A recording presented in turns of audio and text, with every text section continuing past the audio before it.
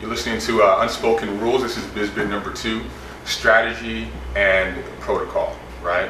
So we talked about the cliques that exist. It's important to understand that it might require some kind of strategy to get involved in these cliques, you know, especially the ones that are highly closed off. I mean, and we see the strategy from, you know, chess players from different nations. I mean, government uses military uses strategy. It's important to refine our strategy, right? And most important is once you use your strategy, it's always going to usually require you a point person, somebody that you're working with to get into the group that's already there, right? Because I mean, it's just rude to just jump into somebody's environment and say, hey, here I am, you should be working with me. People are going to look at you like, you know what, you're crazy, who's this person think?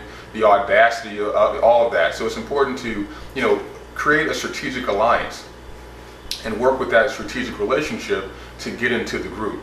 I mean, you know, and then once you do that, respect the relationship, right? That person is the one that brought you to the dance. Let's go back and think about high school when you took a date to the dance. So you took a date to the dance, then you didn't just drop her off and say, you know, I'm going to start dancing with everybody else, or if she did that to you, I mean, wow, that was rude, right? So I mean, you always go back to that date and say, you know what, would you like something to drink? You know, can I take care? Well, that's who you're with, right? So that's the same thing in business. We have to respect that relationship, because that is, and the respect you show that relationship will be the value, will help support the value that you'll gain from the group, right? Because they're going to come back to that person and say, you know, what do you think about this person? And if you've treated that relationship the right way, they'll speak highly of you.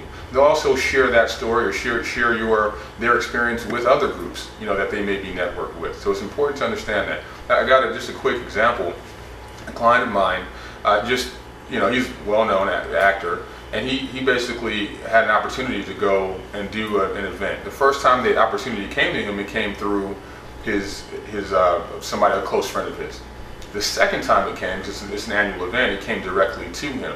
But he still took care of his introducer, right? He still took care of her financially, because he said, you know what, it's not about whether they came to me directly or indirectly, it's about the origination of the relationship and how it started.